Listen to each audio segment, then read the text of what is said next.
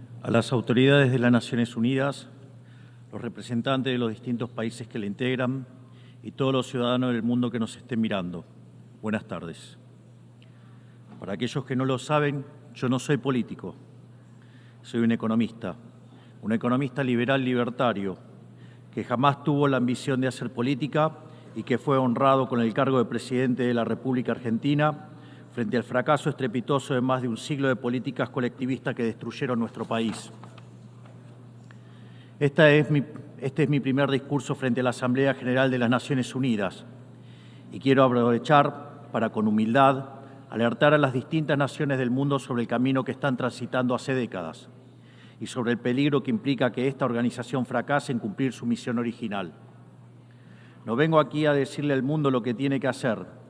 Vengo aquí a decirle al mundo, por un lado, lo que va a ocurrir si las Naciones Unidas continúan promoviendo las políticas colectivistas que vienen promoviendo bajo el mandato de la Agenda 2030, y por el otro, cuáles son los valores que la nueva Argentina defiende.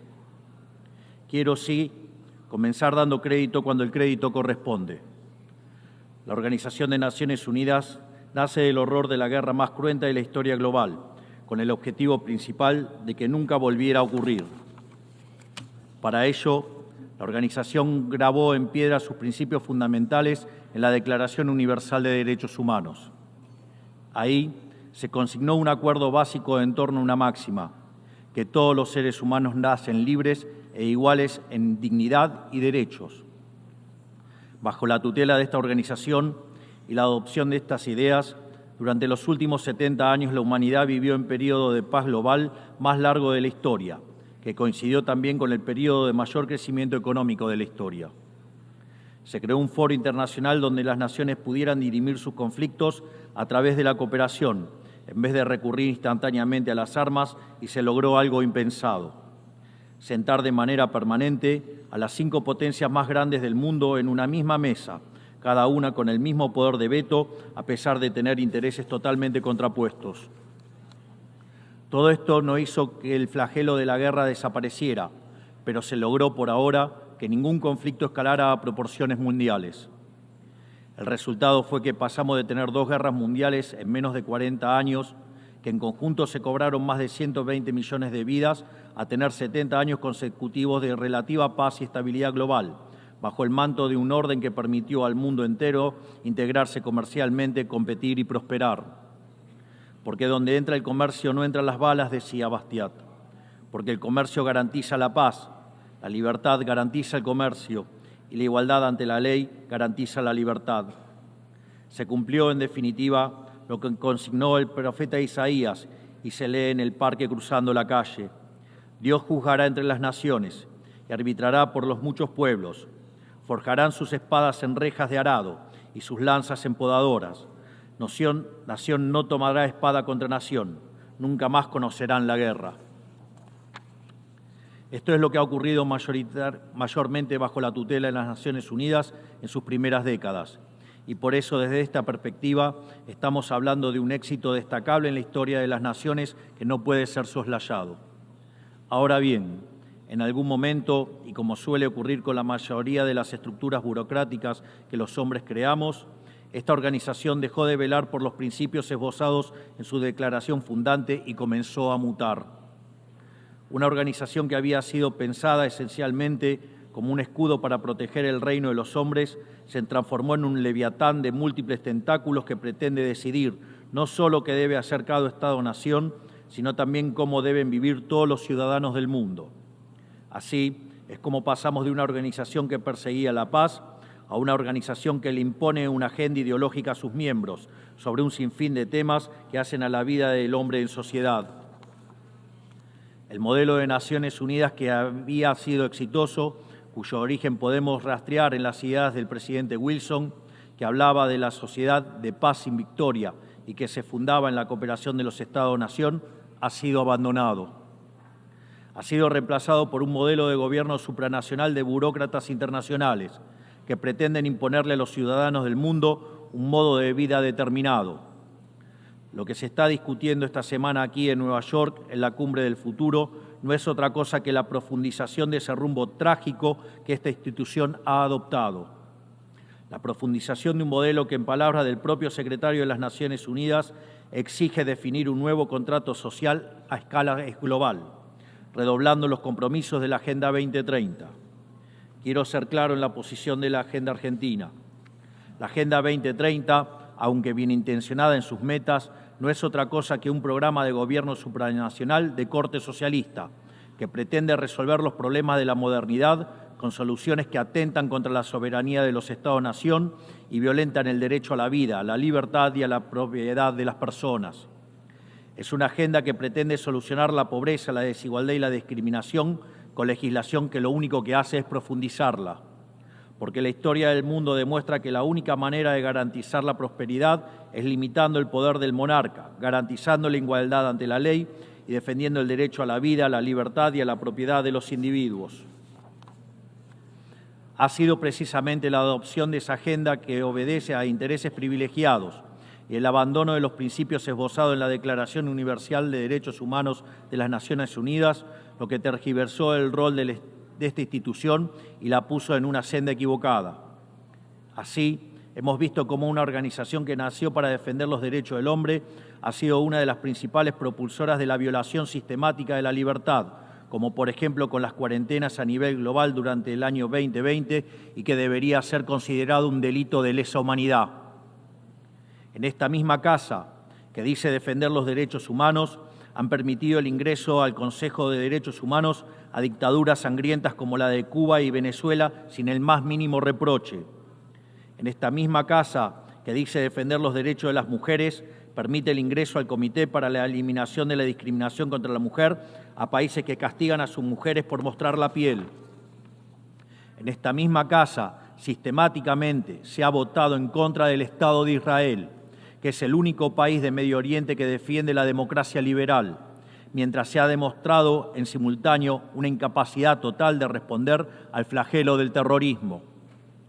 En el plano económico, se han promovido políticas colectivistas que atentan contra el crecimiento económico, violentan los derechos de propiedad y entorpecen el proceso económico natural, llegando a impedirle a los países más postergados del mundo gozar libremente de sus propios recursos para salir adelante.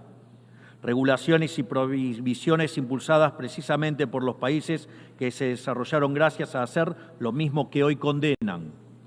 Se ha promovido además una relación tóxica entre las políticas de gobernanza global y los organismos de crédito internacional, exigiéndole a los países más relegados que comprometan recursos que no tienen en programas que no necesitan, convirtiéndolo en deudores perpetuos para promover la agenda de las élites globales. Tampoco ha ayudado el tutelaje del Foro Económico Mundial, donde se promueven políticas ridículas con anteojeras maltusianas, como las políticas de emisión cero, que dañan sobre todo a los países pobres, a las políticas vinculadas a los derechos sexuales y reproductivos, cuando la tasa de natalidad de los países occidentales se está desplomando, anunciando un futuro sombrío para todos. Tampoco la organización ha cumplido satisfactoriamente su misión de defender la soberanía territorial de sus integrantes, como sabemos los argentinos de primera mano en la relación con las Islas Malvinas. Y llegamos incluso a una situación en la que el Consejo de Seguridad, que es el órgano más importante de esta casa, se ha desnaturalizado, porque el veto de sus integrantes permanentes se empezó a utilizar en defensa de los intereses particulares de algunos. Así estamos hoy, con una organización impotente en brindar soluciones a los verdaderos conflictos globales, como ha sido la aberración y aberrante invasión rusa a Ucrania, que ya le ha costado la vida a más de 300.000 personas, dejando un tendal de más de 1 millón de heridos en el proceso. Una organización que en vez de enfrentar estos conflictos invierte tiempo y esfuerzo en imponerle a los países pobres que cómo y deben producir, con quién vincularse, qué deben comer y en qué creer, como pretende dictar el presente pacto del futuro. Toda esta larga lista de errores y contradicciones no ha sido gratuita, sino que ha redundado en la pérdida de credibilidad de las Naciones Unidas ante los ciudadanos del mundo libre y en la desnaturalización de sus funciones. Por eso, quiero hacer una advertencia. Estamos ante un fin de ciclo. El colectivismo y el postureo moral de la agenda woke se han chocado con la realidad y ya no tienen soluciones creíbles para ofrecer a los problemas reales del mundo. De hecho, nunca las tuvieron. Si la Agenda 2030 fracasó, como reconocen sus propios promotores, La respuesta debería ser preguntarnos si no fue un programa mal concebido de inicio, aceptar esa realidad y cambiar el rumbo. No se puede pretender persistir en el error redoblando la apuesta de una agenda que ha fracasado. Siempre ocurre lo mismo con las ideas que vienen de la izquierda. Diseñan un modelo acorde a lo que el ser humano debería hacer, según ellos, y cuando los individuos libremente actúan de otra manera, no tienen mejor solución que restringir, reprimir y coartar su libertad. Nosotros en Argentina ya hemos visto con nuestros propios ojos lo que hay al final de este camino de envidia y pasiones tristes. Pobreza, embrutecimiento, anarquía y una ausencia fatal de libertad. Todavía estamos a tiempo de apartarnos de ese rumbo. Quiero ser claro con algo para que no haya malas interpretaciones. La Argentina, que está viviendo un proceso profundo de cambio en la actualidad, ha decidido abrazar las ideas de la libertad. Esas ideas que dicen que todos los ciudadanos nacemos libres e iguales ante la ley, que tenemos derechos inalienables otorgados por el Creador, entre los que se encuentran el derecho a la vida, a la libertad y a la propiedad. Esos principios que ordenan el proceso de cambio que estamos llevando adelante en la Argentina son también los principios que guardarán nuestra conducta internacional a partir de ahora. Creemos en la defensa de la vida de todos. Creemos en la defensa de la propiedad de todos. Creemos en la libertad de expresión para todos. Creemos en la libertad de culto para todos. Creemos en la libertad de comercio para todos. Y creemos en los gobiernos limitados, todos ellos. Y como en estos tiempos lo que sucede en un país impacta rápidamente en otros, creemos que todos los pueblos deben vivir libres de la tiranía y la opresión, ya sea que tome forma de opresión política, de esclavitud económica o de fanatismo religioso. Esa idea fundamental no debe quedarse en meras palabras, tiene que ser apoyada en los hechos, diplomáticamente, económicamente y materialmente, a través de la fuerza conjunta de todos los países que defendemos la libertad. Esta doctrina de la nueva Argentina no es más ni menos que la verdadera esencia de la Organización de las Naciones Unidas, es decir, la cooperación de naciones unidas en defensa de la libertad. Si las Naciones Unidas deciden retomar los principios que le dieron vida y volver a adaptar el rol para la que fue concebida, cuente con el apoyo inclaudicable de la Argentina en la lucha por la libertad. Sepan también que la Argentina no acompañará ninguna política que implique la restricción de las libertades individuales, del comercio ni la violación de los derechos naturales de los individuos. No importa quién la promueva ni cuánto consenso tenga esa institución. Por esta razón, queremos expresar oficialmente nuestro disenso sobre el Pacto del Futuro firmado el día domingo e invitamos a todas las naciones del mundo libre a que nos acompañen, no solo en el disenso de este pacto, sino en la creación de una nueva agenda para esta noble institución, la agenda de la libertad. A partir de este día, sepan que la República Argentina va a abandonar la posición de neutralidad histórica que nos caracterizó y va a estar a la vanguardia de la lucha en defensa de la libertad. Porque, como decía Tomás Paine, aquellos que desean cosechar las bendiciones de la libertad deben como hombres soportar la fatiga de defenderla. Que Dios bendiga a los argentinos y a todos los ciudadanos del mundo y que las fuerzas del cielo nos acompañen. ¡Viva la libertad, carajo! Muchas gracias. On behalf of the Assembly, I wish to thank the President of the Argentine Republic.